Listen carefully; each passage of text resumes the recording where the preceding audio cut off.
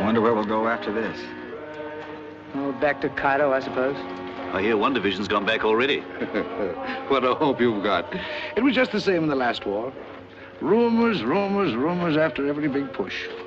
We were going to India for a rest, or Paris for a month with the girls. It never came off. Nothing ever comes off.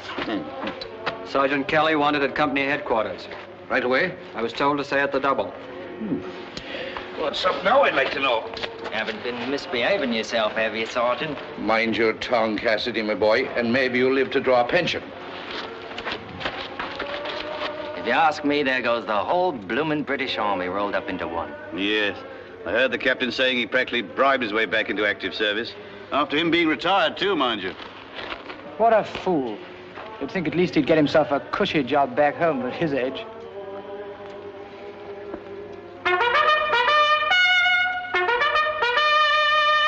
It is, by heavens, it is! What a bit of luck. A night's rest and the mail up before we turn in.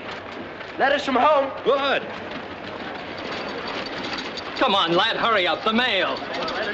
What, you blasted blinker baboon, you come back here.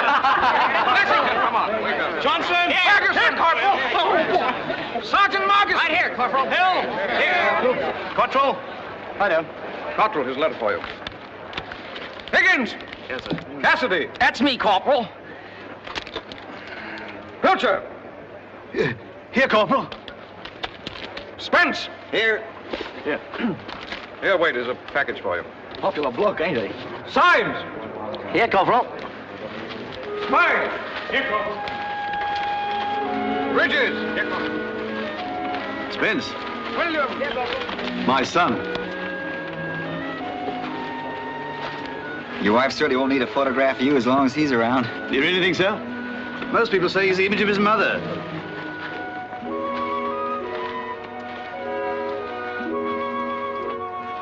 Our noble Canadian corporal. Always afraid someone will find out what he's thinking about. It's not that. It's just that he's different to us. More shy-like. Anyway, he minds his own bloody business. I like the bloke and I don't care who knows it. He does his job and no nonsense about it. Yes, as long as the sergeant's there to tell him what to do. Well, you'd hardly call him officer material, would you? Cassidy, my son. Oh, my. Ain't he a fine-looking chap?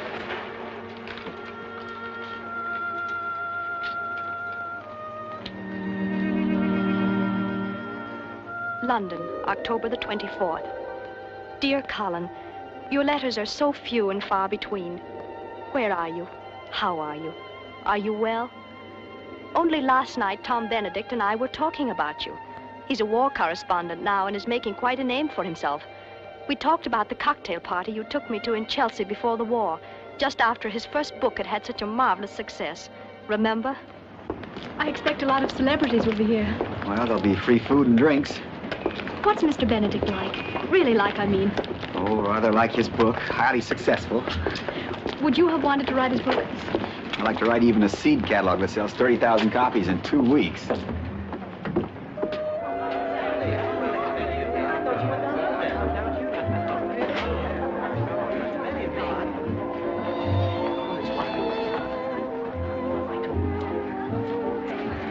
There he is over there. Remember my second chapter? The Prime Minister invited me down to Chequers for the weekend to discuss the whole situation. Dickie Mountbatten was going along, of course, and... Colin Spence. Oh, Tom. I'd be meaning to ring you about lunch, old man, but I'm afraid they've had me rather hopping. Oh, this is Miss Lee, Mr. Benedict. How do you do? I'm delighted. You two know everybody, of course. Oh, by the way, that last article of yours was simply top hole, had real thought. I read snatches of it in the plane coming from Moscow. Cocktail? Thank you. You're, in films, aren't you? Oh, no, I'm a pianist. Why? Well, anyone so beautiful usually is. I expect Colin's told you we were both on the same newspaper in the old days. Oh, yes, he has. Good old Colin. I tell you, this lad has a head on his shoulders. He means for a provincial. I'm afraid he's a little bit too self-effacing for these times, though. You know, like the good old democracies. Nice, but a little bit too civilized for his own good, eh, Colin? I dare say you're right, though. I'd never have thought of it that way. By the way, you two aren't engaged or anything like that, are you? No, we're just very good friends. Oh, good gracious, I must run. I'm broadcasting to America in 45 minutes. It's rather a nuisance, but there it is. I say, what about you coming along to the broadcasting studio with me? But we just got here. I'd rather like somebody nearby on those occasions to signal me in case I start playing silly tricks or lose my nerve or don't get absorbed. But Colin... Oh, I can't depend upon him. He's far too lenient with me. But it's tremendously important with my book coming out in America. You won't mind, old man, will you? Oh, I suppose not. I won't keep her more than an hour. Now, there's a couple of ideas in this broadcast of mine that I'd like to talk over with you, you know, from a woman's point of view. The first thing is this now. Do you think it'd be a good idea?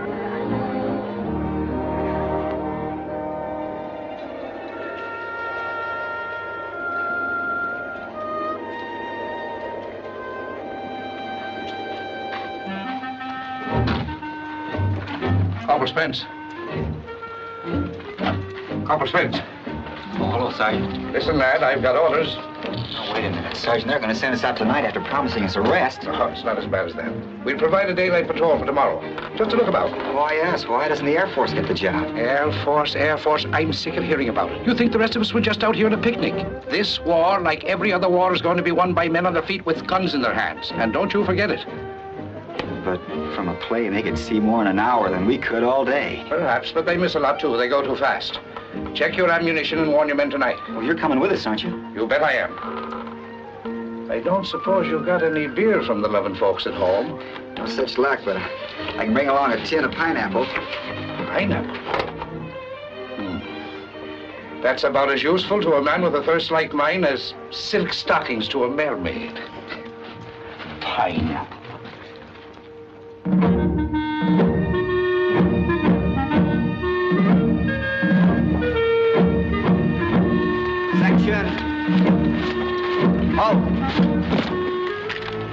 All present, Sergeant. Righto. Here's our orders, lads. We move out of camp south by east. Keep a straight course till we sight the railroad along the coast. Take care to keep out of trouble. We're out to observe and report, not to fight unless... Where's your gaiters? I purposely left them off. They don't fit properly. Put them on. We may be going into action. If you're due to be killed properly dressed.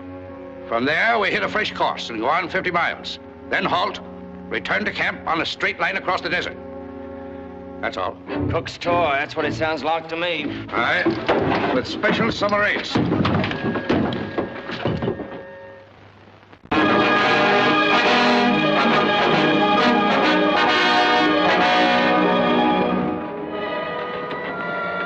I don't suppose we shall see a blasted thing. The Itais are sticking to their camps, and the only Arabs I've ever read about do their traveling by night. Sensible, too. Only we could think up a patrol like this. If there wasn't a war on, I know what the sergeant ought to do. Post a lookout and let the rest of us take a snooze till the weather cools off. Oh, I don't know. I was thinking there's something rather sublime about the desert in moments like this. Something that strips the mind of superficialities. Makes you think of the important things. Pass the quinine, Corporal. Cottrell's got a touch of the sun. I wonder if Liverpool's changed much. Should be. It's been bombed enough.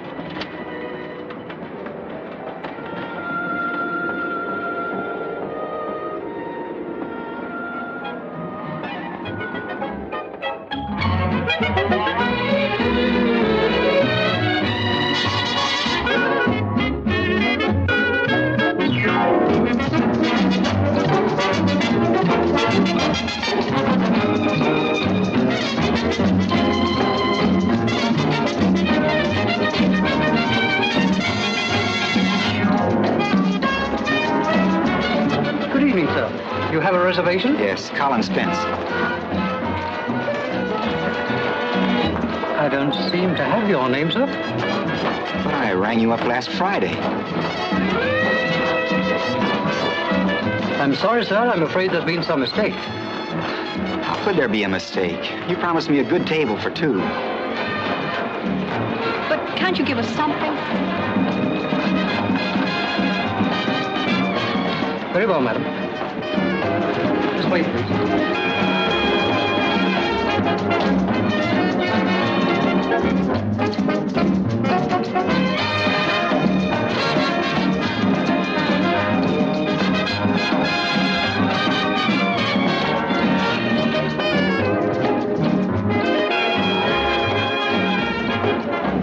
best you have? It's the only thing left, sir. But we shan't be able to see a thing. I'm sorry, madam. We're a bit crowded tonight.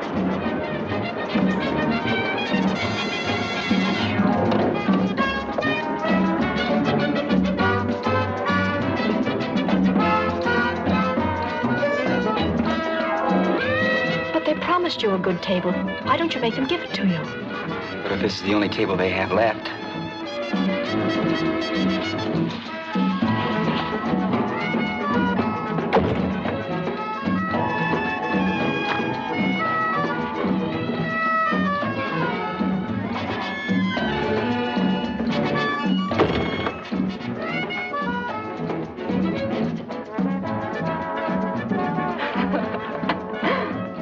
Well, what are you two doing hiding way back here? Hello.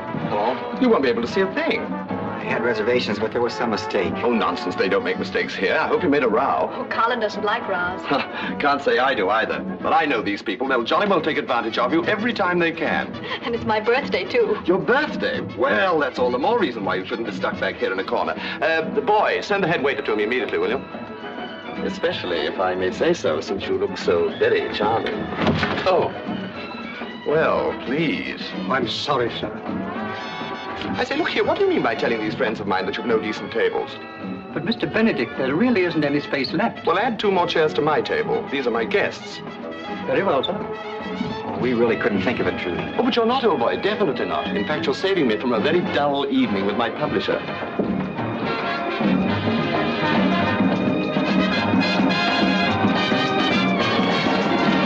You two know everybody, of course. Sit here, man, sit there, old man. I don't want you to miss this show. It's really frightfully good. Certainly,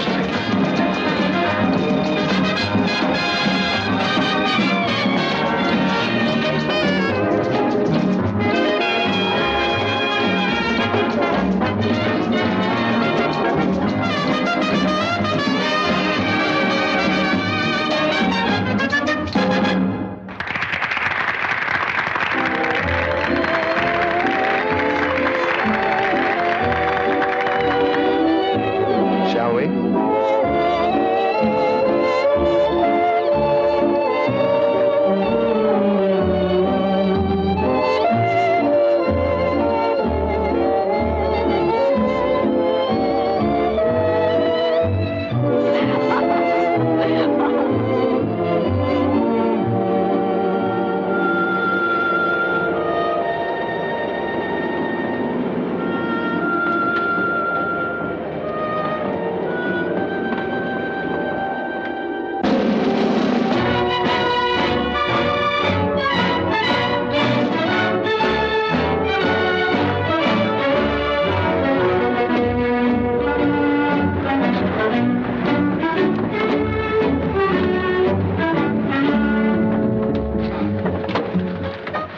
How far have we come since the last halt?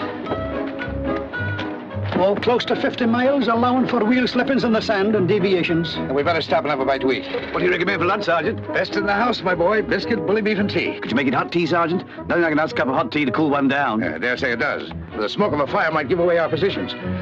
Post your lookouts on that ridge, Corporal. I think we'll have a turn myself. That's the lad. A good NCO always does his share and a bit more of the dirty jobs. The rest of us will have a bit of a nap. Pilcher, Symes, Gattro. Me?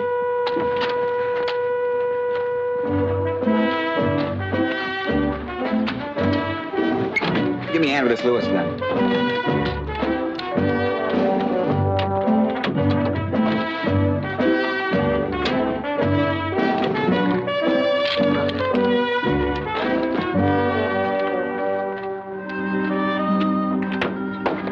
Oh, Sergeant, the transmitter won't work. Must have bust coming down that big hill after we left the outpost. Can't make it go, eh? Well, sir. Well, I was doing patrols before radio was heard of. Guess I'll still be doing them after it's forgotten. Thank you, sir.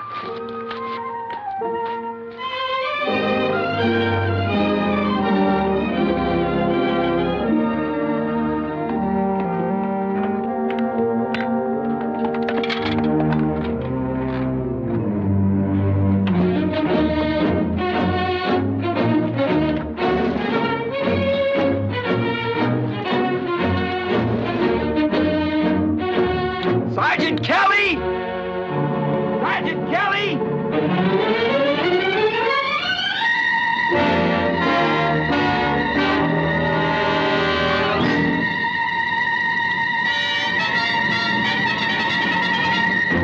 Hop it, lads. Scatter wide. Keep moving. Don't give them a stationary target.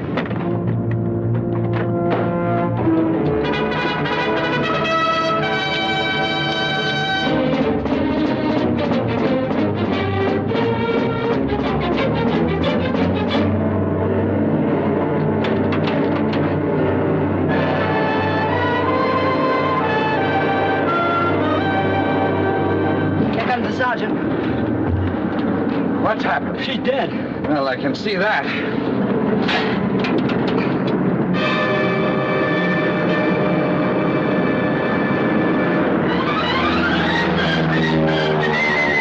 Try for the pilot, Pilcher.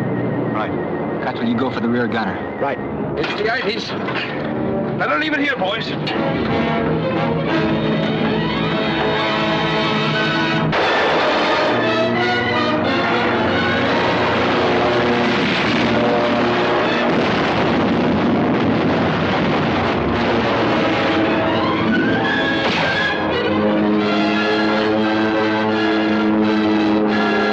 We're on the other side.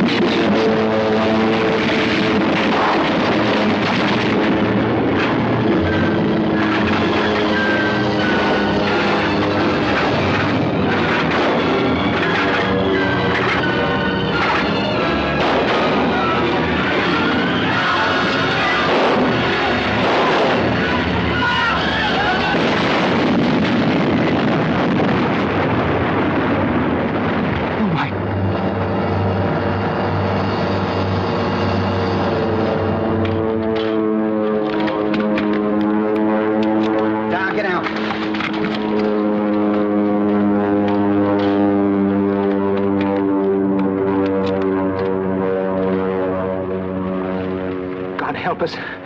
We're wiped out. We better get down there and see what we can do to help. What about them? I don't expect they'll be back, at least not till they reload.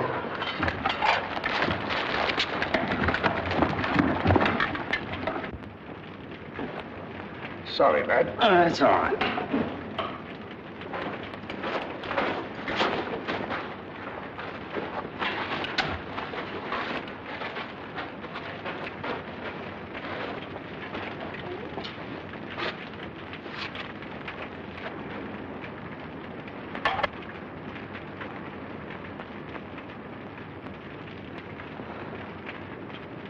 Eight dead out of 14. Did you stop one? No, a bit of a burn, that's all. Maybe I shouldn't have tried to start the blasted truck. I never figured the IDs would come in so smart. Still, you did get one of their planes, Corporal. Nice bit of work. Yes. And if he hadn't, it never would have crashed into our truck and those men.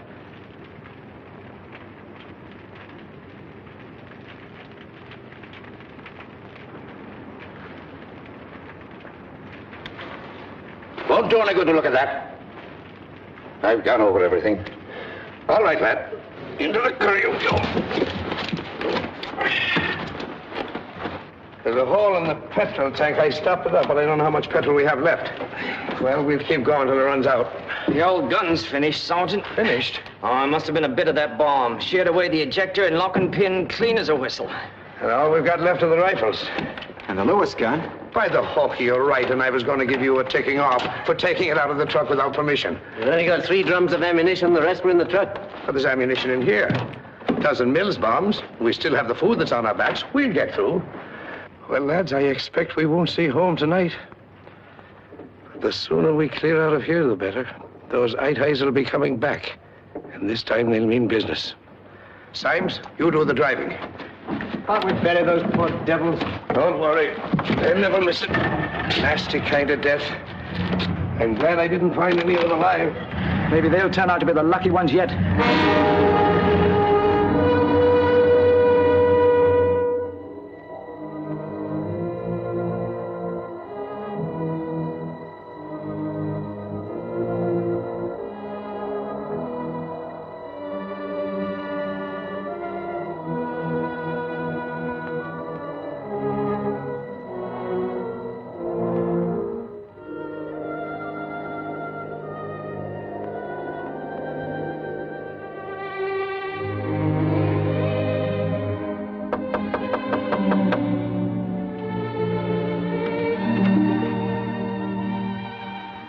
I'm sorry I'm late.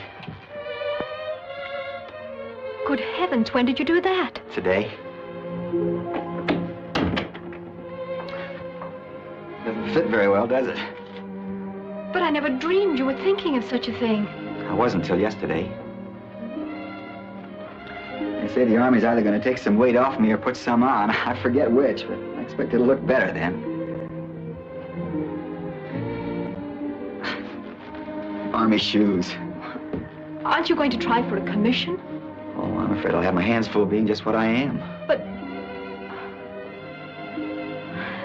somehow you didn't seem to talk about the war very much. I never seemed to associate it with you. Was it Dunkirk or Rotterdam that got you? Not exactly. Well, do you think they're going to invade us? I don't know what they're going to do. And I don't know how to explain it. In fact, I don't know that I even understand it myself. But, you see, there was a waiter I used to know in Paris. He worked in a little cafe in the left bank called the Blue Monkey. I just happened to drop in there one night. I'd been trying to write all day and it hadn't come off. I didn't care whether I ate or not. But Joe, at least that's what I always called him. I never knew his real name. Pierre, I suppose. Well, you know how Frenchmen are about food. Well, he kept asking me how I liked this and how I liked that, and I just kept muttering, mm-hmm. I wasn't paying any attention to what he said. My mind was 1,000 miles away, and well, suddenly he got so mad I thought he was going to throw me out of the place. You know how taxi men are in Paris when they don't think you've tipped them enough? Well, that's the way he behaved, only it wasn't the money. It just seems I was a poor, stupid idiot that didn't have sense enough to appreciate good cooking when I tasted it. This doesn't make any sense at all, does it? No, it doesn't. Go on. Well, the long and short of it was I apologized and explained why my mind wasn't on food. It wasn't long before I got him calmed down. After that, I got in the habit of dropping in there almost every day. I tell you, Joe was a real person. I used to tell him he was a poet, only he used cherry instead of rhymes. And French to the core. You know, liberty, equality, and fraternity. They really meant something to him. Although, of course, he didn't talk much about it, except in terms of soup and truffles. Well, I saw Joe yesterday. Here? In a newsreel. I got just a glimpse of him in a crowd of Frenchmen being herded along by German soldiers. Anyhow, suddenly Joe looked right straight at me. He didn't have to say anything. It was all there in his eyes, the whole story. And somehow I couldn't get him out of my mind. And this morning I went back and looked at the film again. And suddenly I knew I just couldn't sit around any longer. If I did, I'd never be able to look a bowl of soup in the face again. I told you this didn't make any sense. It makes a great deal of sense, Colin.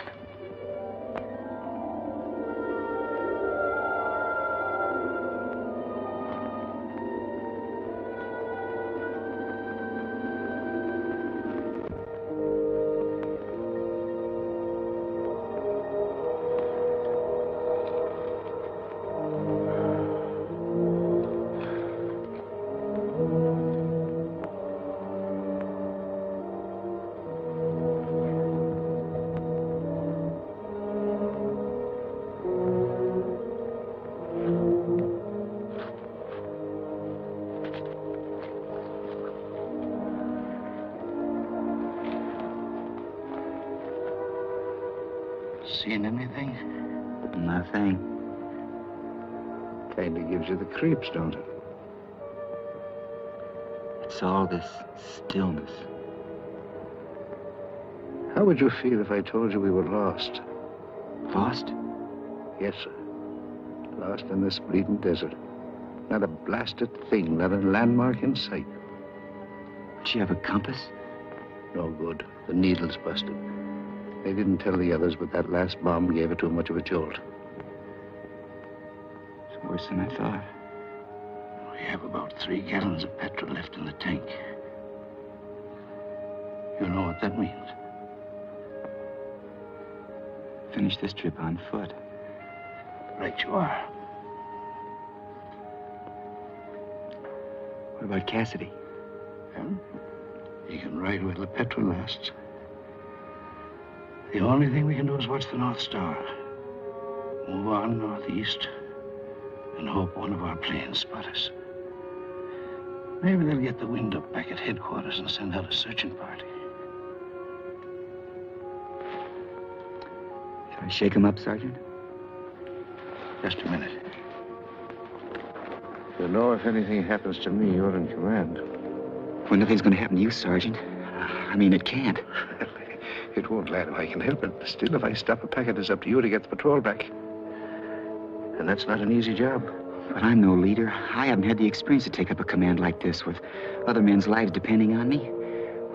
I can carry out orders, but I can't give them. I'm just a civilian with a couple of chevrons on my sleeve. Come to think of it, that's what most of us are. Yeah, but it's different with you. You've been in the Army all your life. We've come to depend on you, all of us. The men look up to you and respect you. They know you know your job. Why, I couldn't begin to take your place. Oh, nonsense. I've been watching you, lad. And you're not bad for a wartime educated amateur. You just follow the principles and the fine points of soldiering, and I'll put my mind on dodging the bullets. And we'll get home in one piece. All right. Up it, lads. Time for your morning exercise.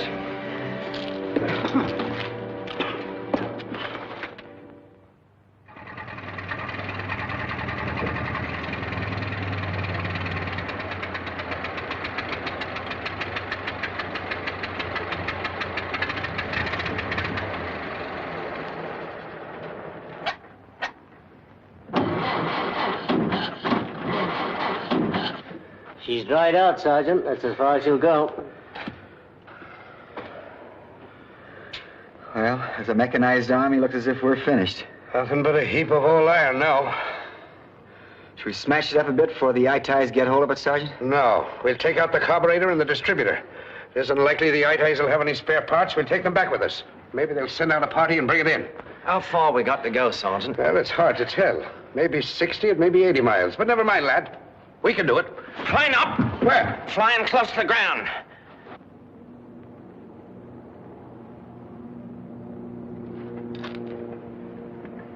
I believe it's one of ours. Yes, it is ours. Up with your jackets, lads. Wave away! He's probably only interested in getting home. He'll never even notice us. Hey! Hey, what?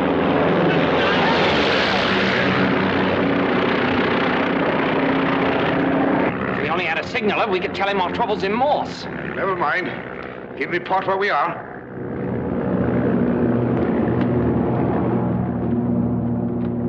Proud of that little scratch, aren't you? Can't wait till you get home to show it off. See that you don't stop one in a worse place and have to lie on your belly to wave.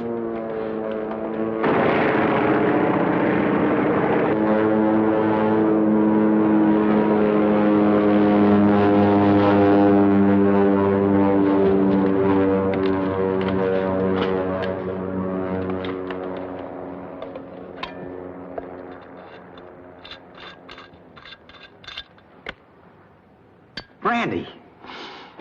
By Hawkey, that pilot's a gentleman.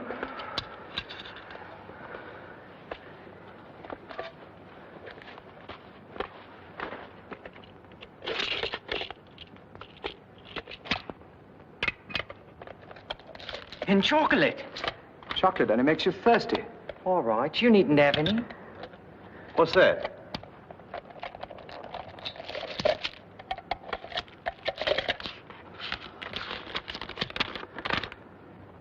If you move northeast. But look out for enemy armored car stationary 6 miles from you on that bearing. Good luck. And I thought we had nothing to do but wait and be rescued. Well, there's no use crying over spilt milk. The only thing to do is to push on northeast the way the pilot suggests. After all, if a rescue party's coming, they look for us in that direction. Ignoring, I assume, the fact there's an armored car? No, but if we're lucky, we'll pass it in the dark. Unless, of course, we sneak up on it and spring a little surprise of our own. There can't be more than 6 in the crew. Against 6 of us, what could be fairer? Perhaps if we give them a good shaking up, we could get away in the car ourselves. What did I tell you, Corporal? You have the making of a real soldier. Stick to the army, lad. And listen to me, of course. There's no telling where you'll end up. Well, that's it. Let's bury everything we don't need here, put a net over the carrier, and push on.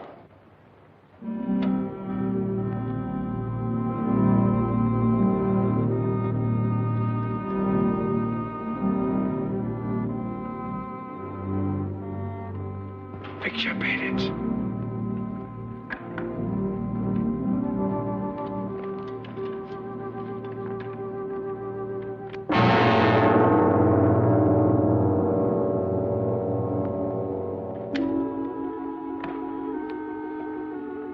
This is it. From now on, we travel on our bellies.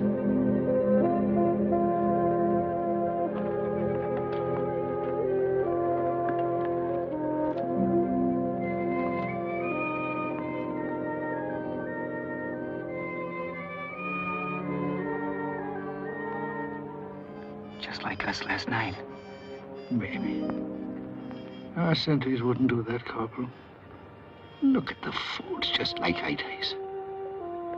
Well, it shows you what bad discipline means.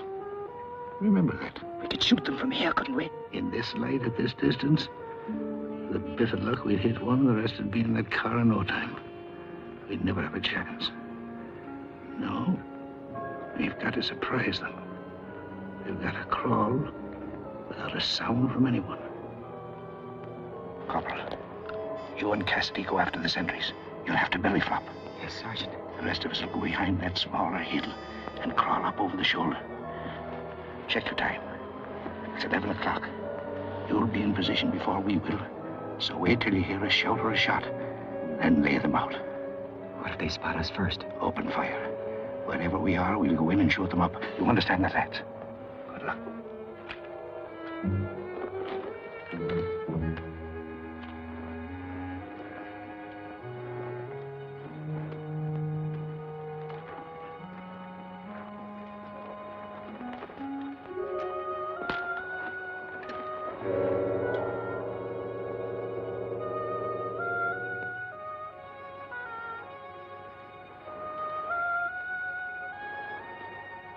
All right.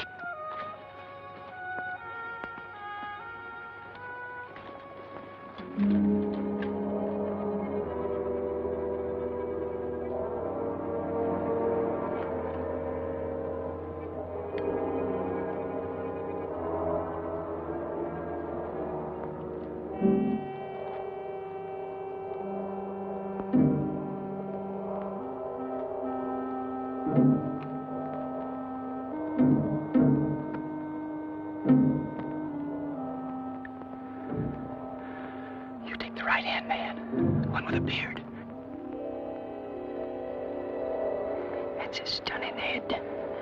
It'd look nice mounted.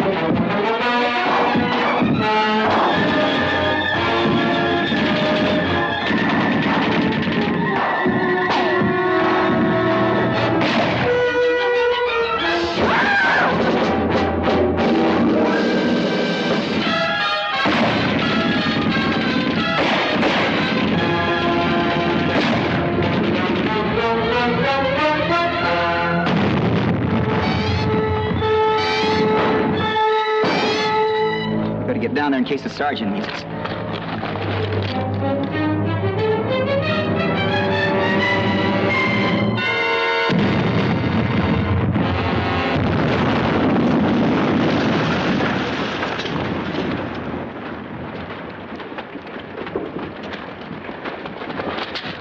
What happened? Symes had his safety catch off. He slipped and let off a round. We still had a long way to go, so we made a dash for it.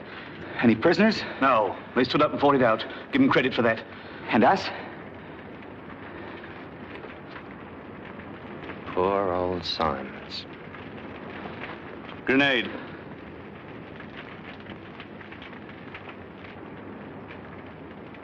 Where's the sergeant?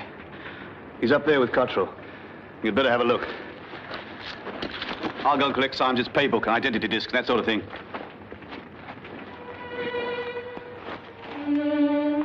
Where'd you get it, Sergeant? Groin. Get those sentries? Both of them. You'll be in command from now on, Corporal. And you're in a tight corner. No sense denying that. Don't forget what I taught you. Drive them hard. Watch the water. By the way, how much of it have you got left? Less than a bottle between us. Now remember this. When they think they're done in, there's still a little bit of strength left in them somewhere.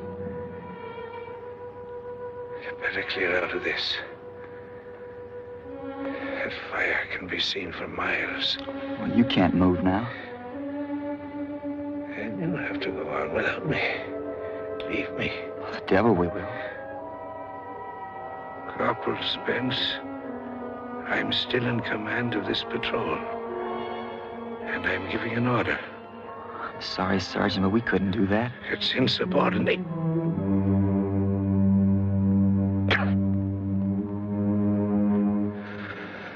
All right, lad. If you won't leave without me, I'll move on with the rest of you. You got it all wrong, Sergeant. This gully's good cover ahead. Twists all over the place. Best thing we can do is stay right here till we get a chance to get our bearings. Perhaps you're right. Give the men something to eat. They've earned it. Can I get you something? Nothing to eat for me. And take that water bottle away. Drinking water is the worst thing in the world for a wound like mine. Just lay my rifle here beside me. What for? I want to use it as a crutch when we move on. I'll give it a bit of a cleaning while we're waiting.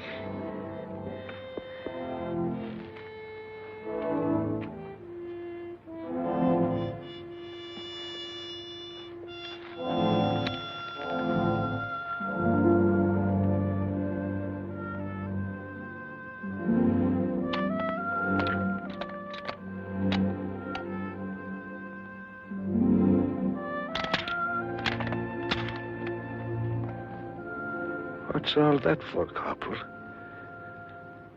Short of ammunition? No.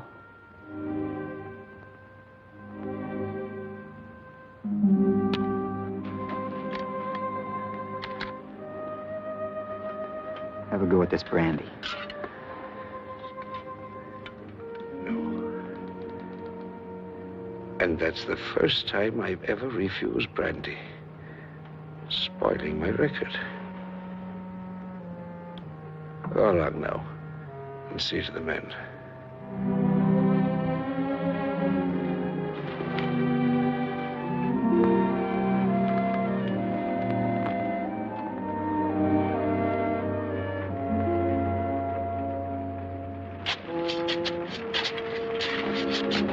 How is he? Pretty bad. I'm afraid he can't move. Maybe we could find something to make a stretcher with. It's hard work carrying a man on a stretcher. I had to go at it once at the aid post to Brook. Thought it'd be cushy, but was I glad to get off. Couldn't help overhearing what you chaps just said about the sergeant. I'd like to give you my opinion. Of course, go ahead. Well, this is war. As we all know, war is cruel. At a time like this, we can't afford to think of the individual, but rather of the good of a greater number. In other words, it's a question of the survival of the fittest, and I think... Wait a minute. What are you getting at? Well, I know it sounds rather beastly, suggesting we leave a wounded man behind, but surely under the circumstances, isn't it the wisest thing to do? If we go on alone, we can move fast. We may even run into one of our own posts or patrols. Then we can send back for it. One more word out of you and I'll bash your head in.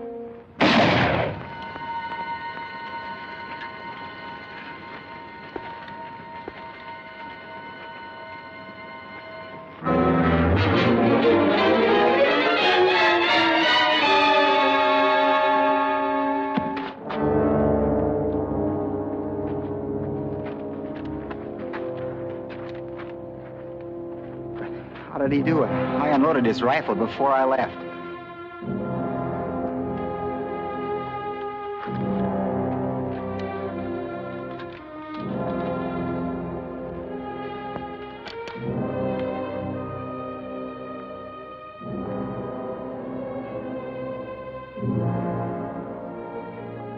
Corporal Spence, I always carry a spare clip in my pocket. Best of luck and God bless.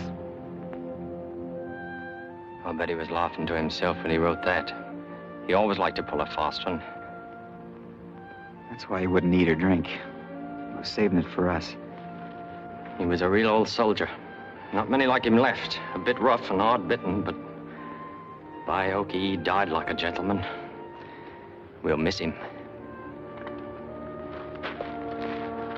We better bury him next to signs and clear out of here.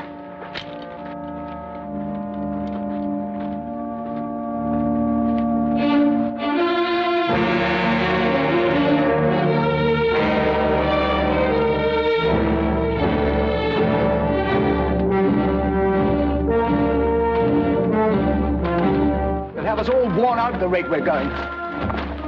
Better than being captured or dying of thirst. Well, this gun's getting heavy. Why don't we stop and rest? Because we're going to finish this trek as quickly as we can, all four of us. Even if it kills us, understand? Good heavens, Corporal.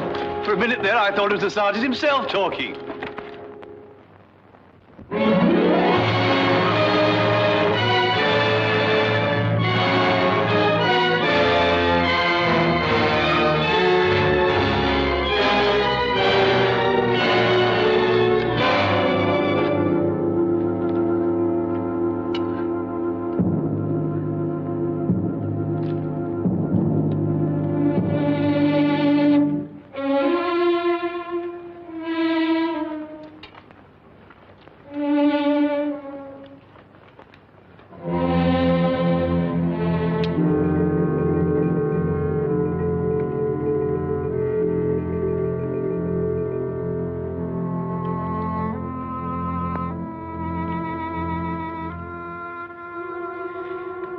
Is this the last, Corporal?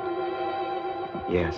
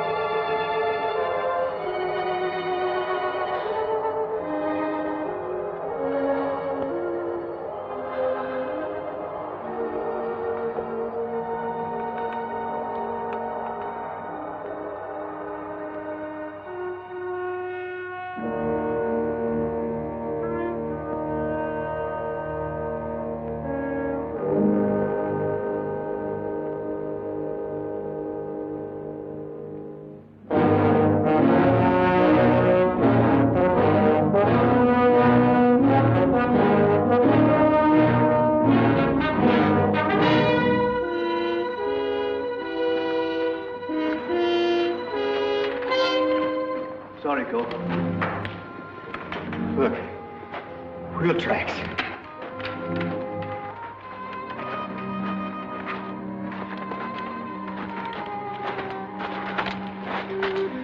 Means we're getting nearer home. Nearer the eye ties, more likely. I don't suppose any of our lorries have been here lately. If they're eye ties, we can give ourselves up. That's better than dying here. Give ourselves up. I didn't know I had that much strength left. I could crime her for that, you know. Sorry, Corporal. Did I ought to have asked your permission first? I've been wanting to do that for a long time. Give ourselves up. You won't crime Cassidy, will you, Corporal? No, I didn't see it. Cottrell, if you make a song and dance when we go back, I didn't see it, understand? But I don't want to rouse an arguments among ourselves. We can't afford it. Come on, Cottrell, get up here now, Chris. No more talk about giving ourselves up. I didn't mean anything. I'm a bit delirious, so... Okay, we're all that way, but keep your mouth shut.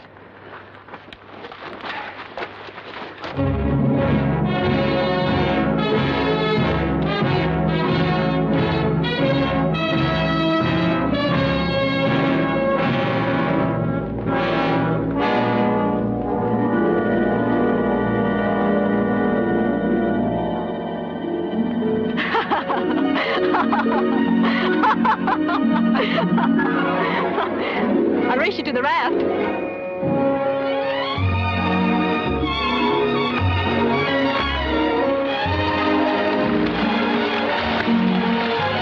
I feel guilty being here. Why? Don't you like the water? Oh, I love it. But I should be working. Oh, it's too hot to work. Besides, this is my first leave. You owe it to me.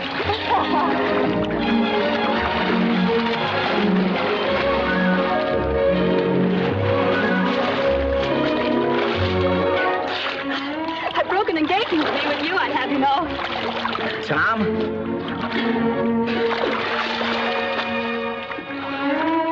So you know you're not going to be there? Oh, I left him a note. Do you like Tom? Well, I don't know. I never really thought about it. Do you? Oh, he's rather clever and amusing. I should think he'd be very attractive to women. Oh, he is, to a lot of women. So, what's the word dynamic? Oh, he's aggressive, yes. Sometimes a bit too much so. But he seems to know what he wants out of life and how to get it. You know, it's very funny. When I'm with you, we always seem to be talking about Tom, and when I'm with Tom, we always seem to be talking about you. That's because we're jealous of each other. Oh. You know, the rivers in Canada are much larger than this. Trees everywhere and hills. You'd like them. I'm sure I would. Have you ever thought of going to Canada to live, I mean? Well, no, not exactly. It's really wonderful. That is, if you want to do something like write or study music. By the way, how's your novel coming along? I'm afraid it's like a horse race, just false starts. Do you find it more difficult to put women in your books or men? Oh, I don't know. When I write about a woman, a principal character, I don't think of her as very different from a man. I don't try to give her a different psychology. I just imagine how I'd behave if I were a woman, under different circumstances, of course, with her own opinions and with as distinctive personalities I can give her. Oh, I see. Of course, it may be a pretty rotten formula, really. Oh, it's not a rotten formula at all. It ought to make some very good books for you. But I don't think it'll take you very far in real life. You don't? Unfortunately, women aren't just like men. They don't talk like men. They don't behave like men. For instance, when a woman's in love, she's helpless to do anything about it until the man opens his heart first. Oh, of course she can scheme and contrive to make him declare himself, but the initiative is really with him. That's just one point. I guess it makes a great deal of difference. Or do you think so? Maybe that's what's been wrong. Maybe I haven't given my characters the right point of view. Maybe they've been afraid of too many things. Afraid of what sort of things? I don't know. Did you ever know anybody who didn't like to open a telegram or look at a bill from a tailor or wouldn't ask a girl to dance because probably she'd already promised to dance? or walks up and down in front of a house trying to make up his mind to ring the bell, or just won't take a good, healthy slice and bite of life because it mightn't taste good. Well, if you have, you've got a pretty good idea of the kind of book I'd write. Shall we swim again?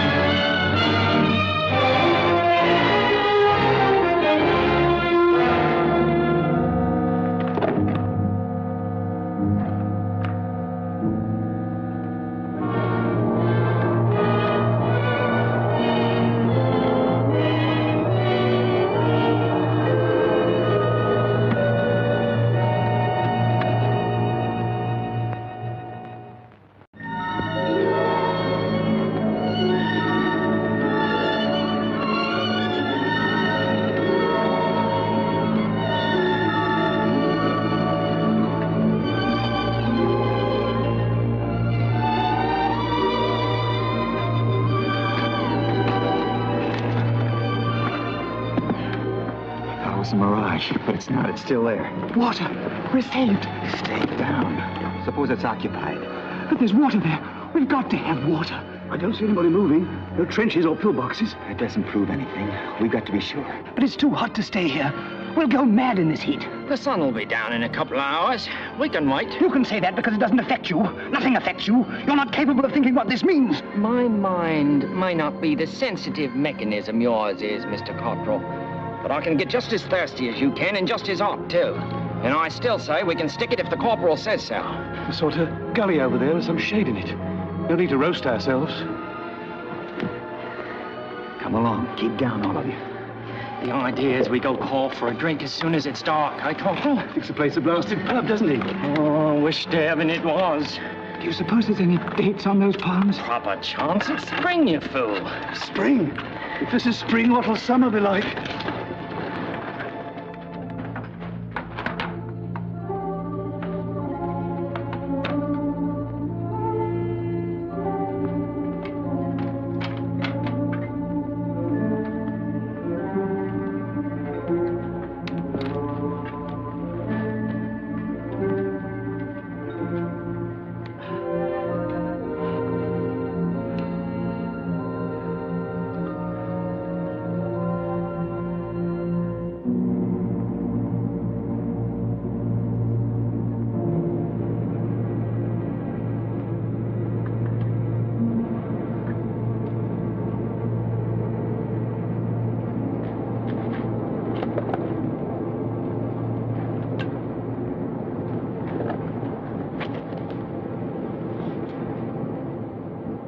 What is it? Can't tell. Doesn't look like one of ours, though. Fighter? Oh, it's pretty big. What would a bomber be doing here alone? Might be looking for someone. It's coming down. Why don't we fire a few shots to attract attention? It's a Jerry. Jerry?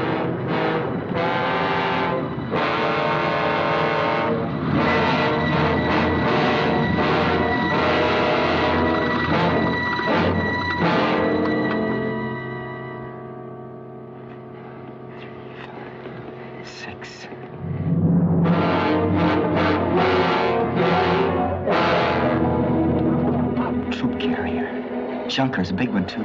Looks like they've come to occupy the place. Making a good job of it, too. But why? What do they want with it? It's a water hole, so they always do get control of the water.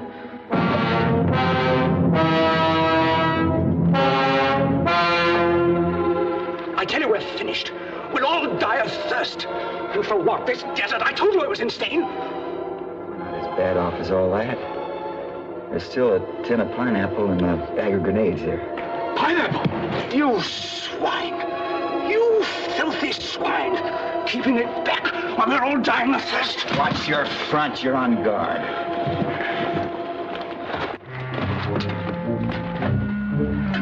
Keeping you till this evening.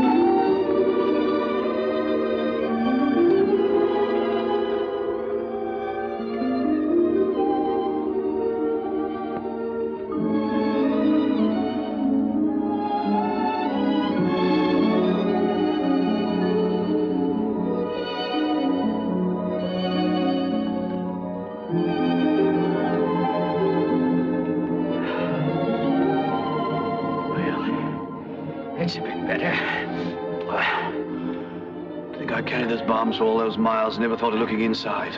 You carried him too, Corporal, till the corporal relieved you. If we'd known where it was, we would have finished it a long time ago and they'd be just as thirsty as ever now.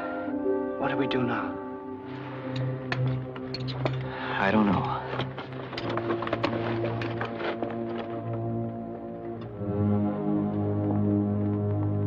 Got an idea, but I want a little time to think it over.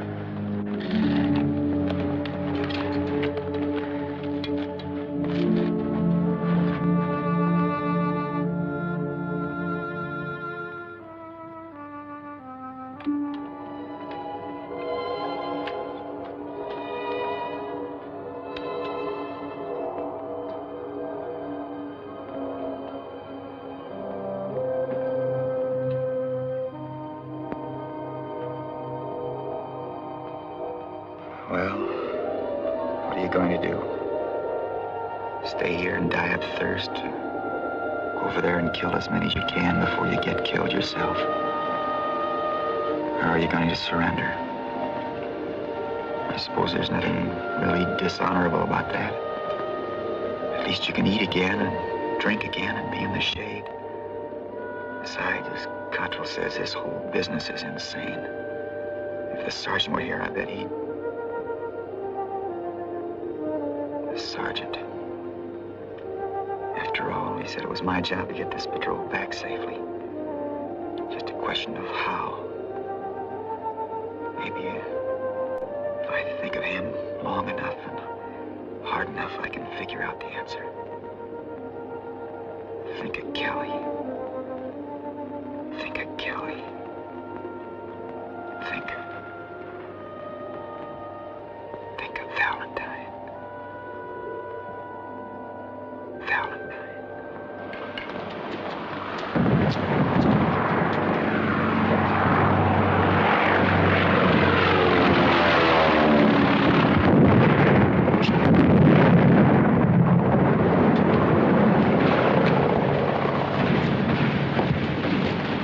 Well, it looks as if this is really goodbye.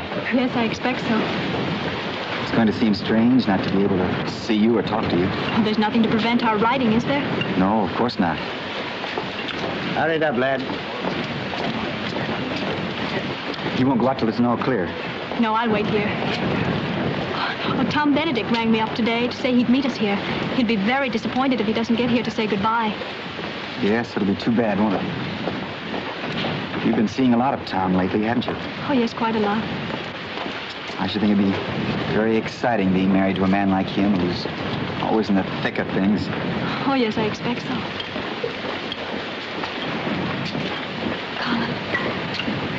Val. Hello there. Those confounded Jerrys almost prevented my getting here. Look, if you don't like these, you can always chuck them overboard. Thanks. Well, I guess I'd better be going. Bye, Tom. Goodbye, old man. If you don't mind my saying so, I think you're a bit of an ass going off to war as a private when you might just as well have had a commission. Well, I prefer it that way. Oh, it's nothing to be ashamed of. Lots of chaps feel the same way. I expect really it's the only comfortable and honorable way to get through this war. Take orders and do your job. Oh, goodbye.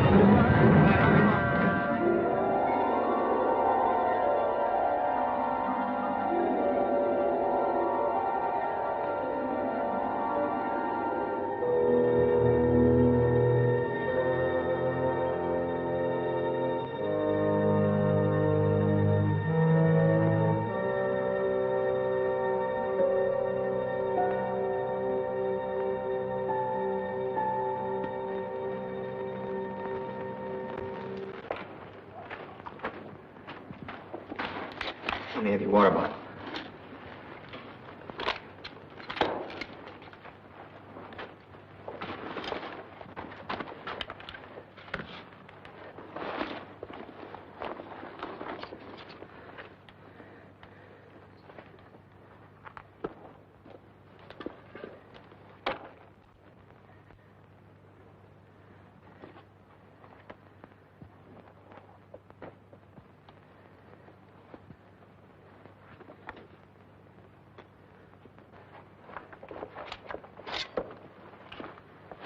What you gonna do?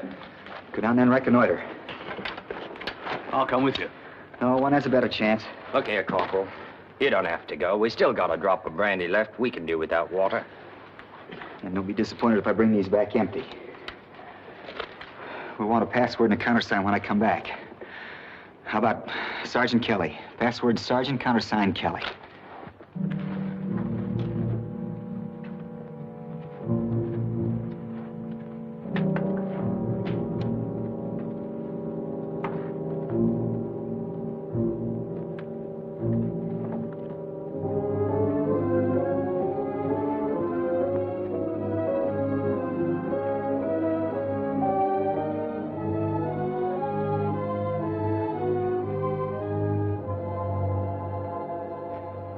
Doing out here by myself.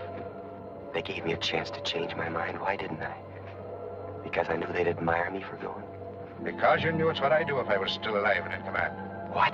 Because you knew if you didn't, I wouldn't lie quiet in my grave. That's not it at all. I did this to prove to myself that Tom Benedict was wrong when he said all I wanted was to get through this war as comfortably as possible. Very well, lad. Have it your own way. Watch yourself, man. You want to spoil everything by walking straight into that German post? You're not afraid of a jackal, are you?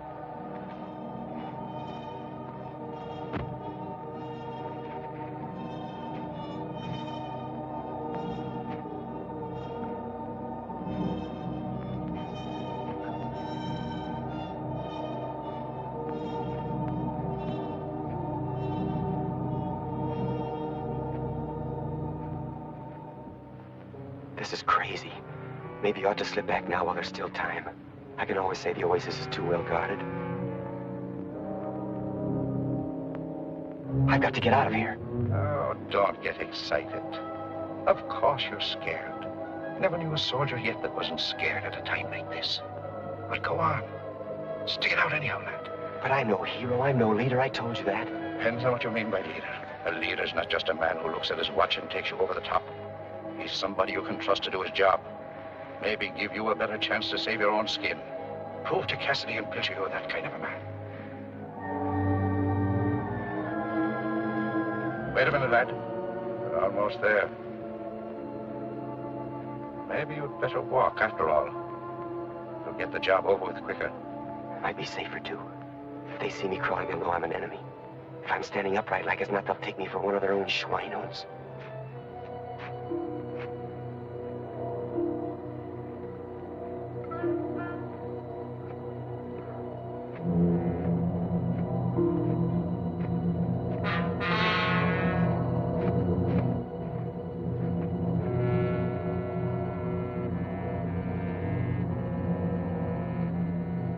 Ammunition.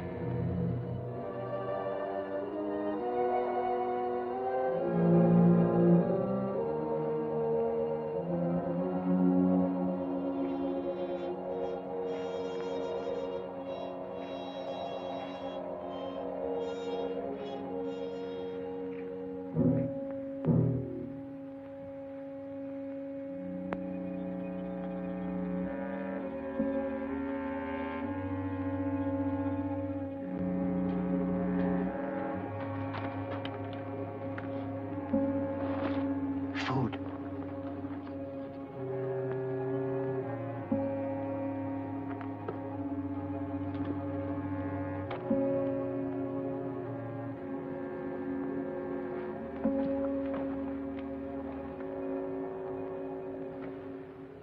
Now water. Must be a well somewhere. Where the devil is it?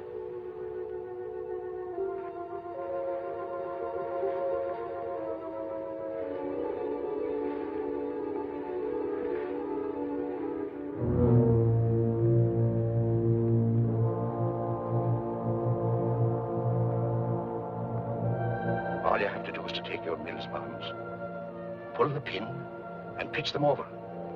It seems a mean trick to kill men in their sleep. If they were awake, they'd kill you quick enough. Throw the first one farthest, then get a decent place under the bushes, and pitch the others. In the confusion, they won't know which way to move or fire, and you ought to be able to get away.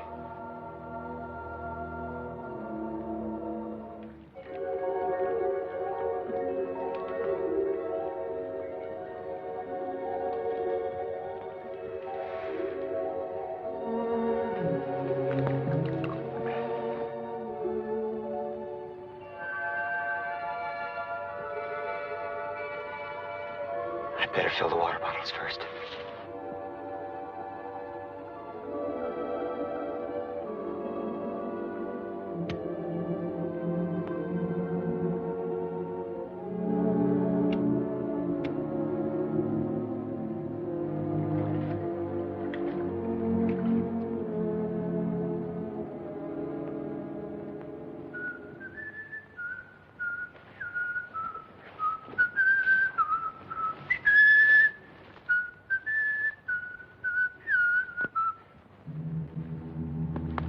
Aufstehen! Ablösung vor! Aufstehen! Ablöse! Too late, lad. Better get away from here. The others will be coming back in a moment.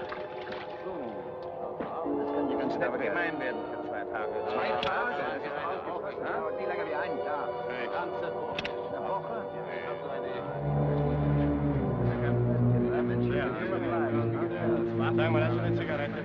Leider bin ich kein Raucher.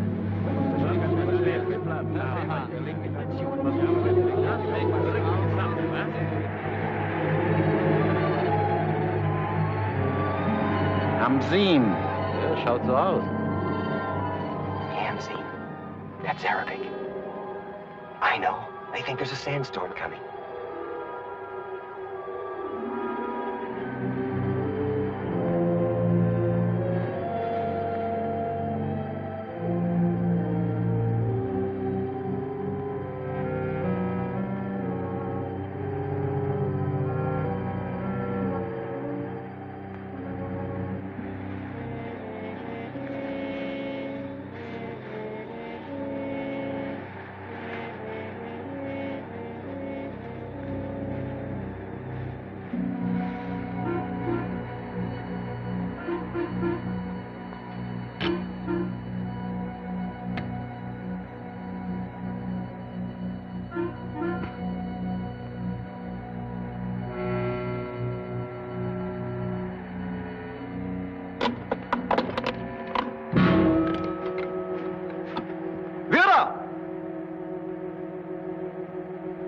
Hermann?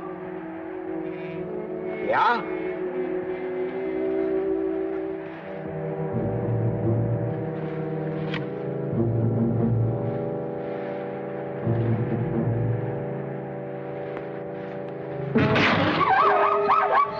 Was ist denn? Dummkopf!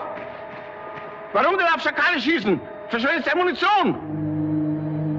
A jackal. And I thought they were shooting at me.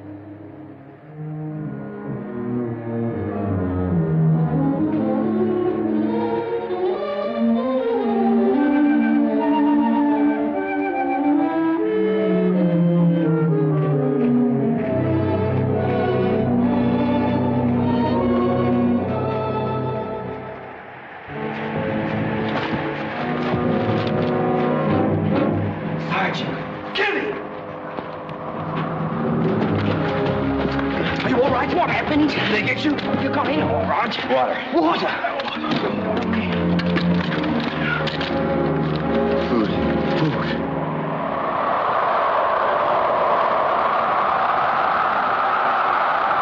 As I see it, there are only three things we can do.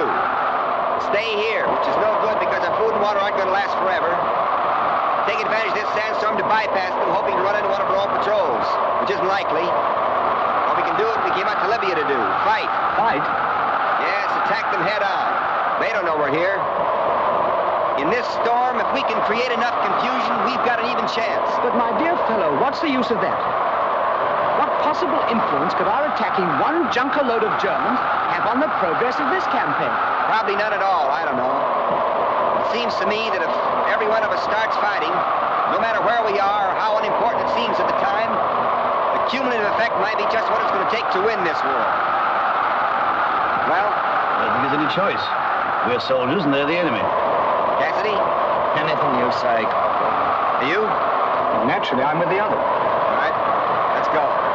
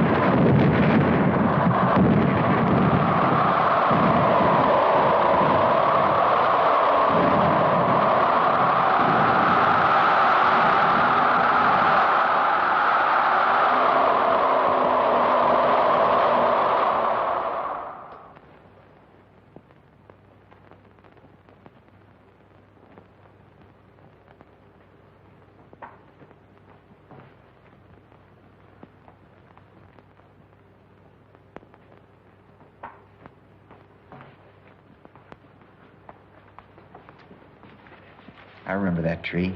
It's a jacaranda. Lots of them in Cairo. This is Cairo. How do you feel now? Much better, thanks. That's good. I'll take a temperature.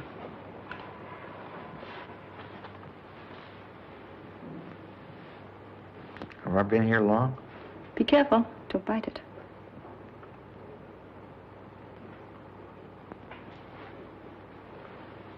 What's it say? Why? Aren't you inquisitive? I bet I'm not much above normal now. You're doing very nicely.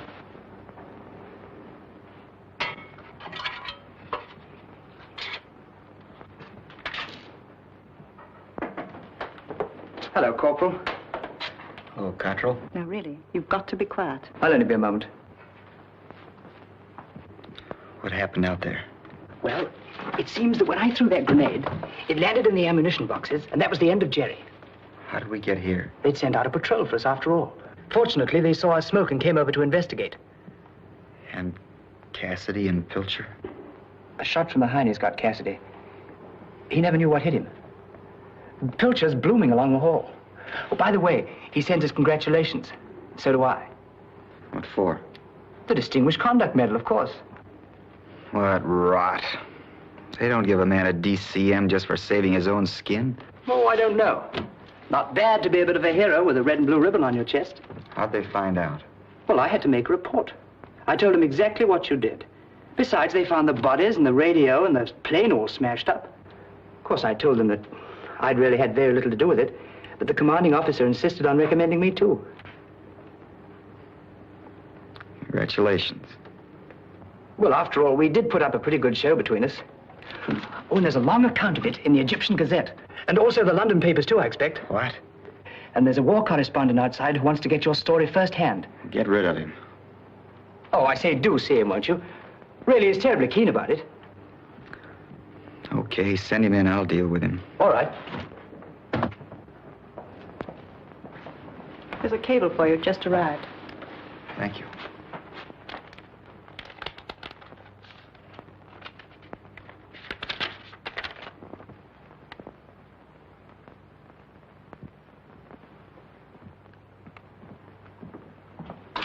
Right in here, sir. Thanks, old man.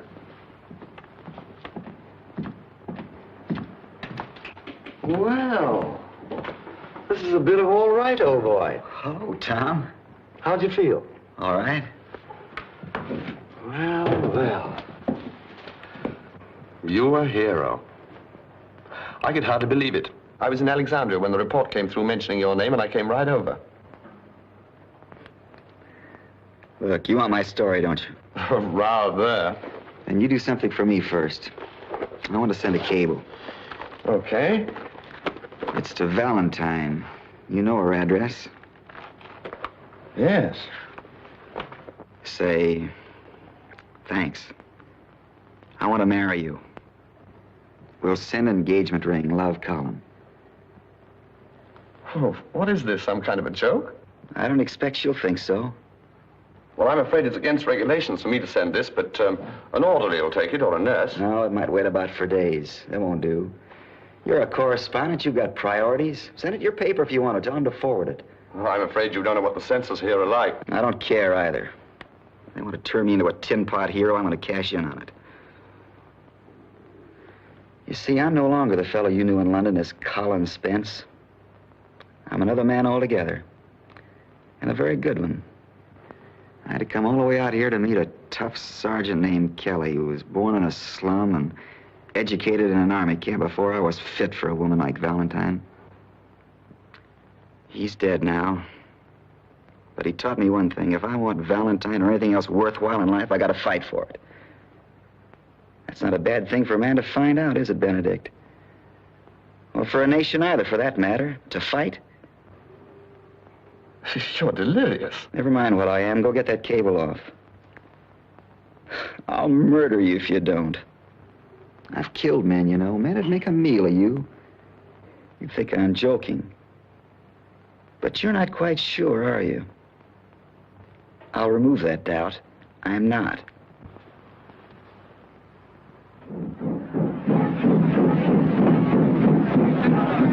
That's fine.